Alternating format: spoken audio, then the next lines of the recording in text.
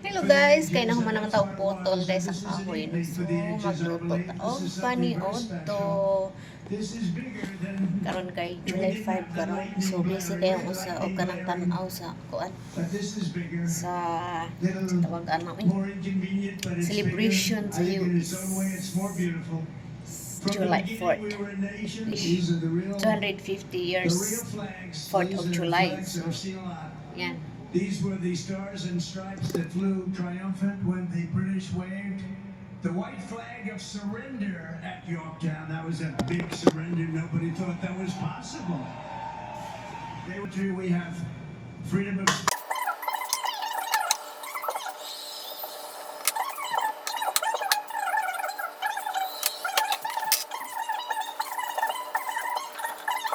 We are one family. You showed that tonight. With one flag, and as our Declaration of Independence tells us, we are all made in the image of one Almighty God. Who saved the lives of his fellow soldiers.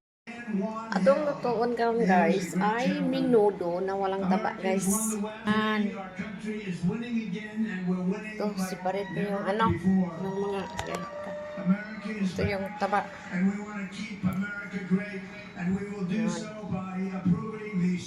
Pero naiba ko yung ano, yung pagkat ko sa ano. Malagpad man siya. Minudo. Tinauwil na para sa kanyang ginagamit. Maniihag gamit guys. Organic extra virgin oil.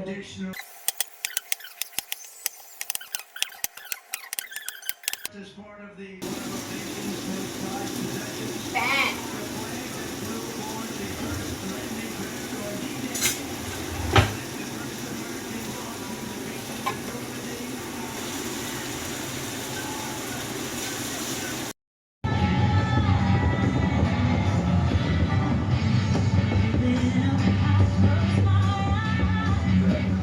Hello guys, alam nyo guys, habang nanonood siya nitong 250 anniversary guys, USA, bigla na lang umiiyak kasi naalala niya yung kapatid niya, bago lang namatay ni 27. Kasi lagi kasi silang mag-chat everyday guys, especially kapag may game sila na pinapanood.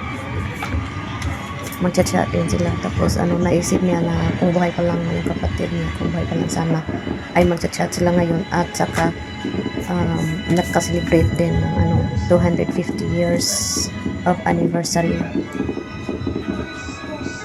Kaya pala hindi na umiiyak na pala haba ako ay nagluluto.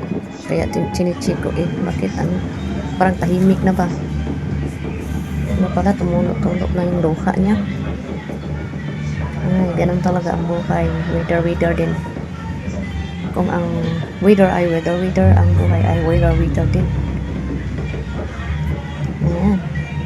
Seryoso kaya yan nanood. Seryoso, napakaseryosong nanood kaya. The celebration is gonna be done by tomorrow or maybe table. Just go table. Here. Luto pa isda. Oh, yun yung pagkain niya guys, yung pagkaon niya.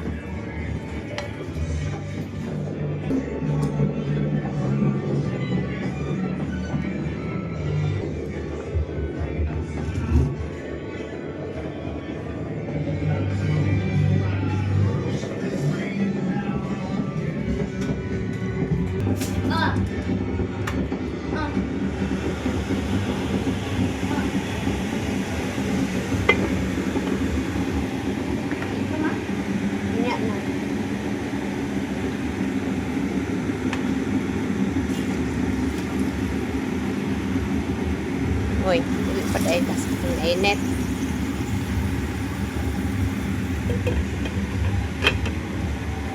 Hangon! Kaya ate, tumon man yun din upin, hinang hangon. Noang manghimong.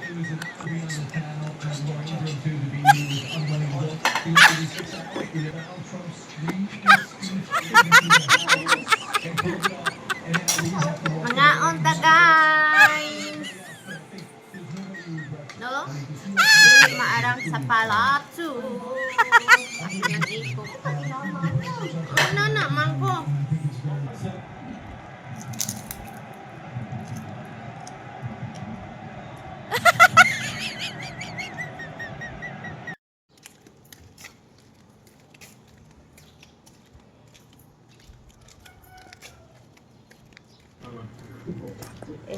Hello guys, so update pala sa kanya guys, no, after a month, 1 month and 1 week after he had stroke. So ito na siya ngayon guys, okay na siya maglakad. Naka-recover na talaga siya, konti na lang. Siguro guys, after 3 months of duration sa iyang mga gamot, no, maka-full recover na talaga siya. Dahil sa nakita lang ninyo na video na last upload ko ay tumutulong na siya sa ano, sa yung ano siya na yung nagbubuhat sa ano yung sa ladder ba no, nagputol kami ng ano yung kahoy sa likod ng bahay. Yun yung ano first time niya na gumagawa sa labas.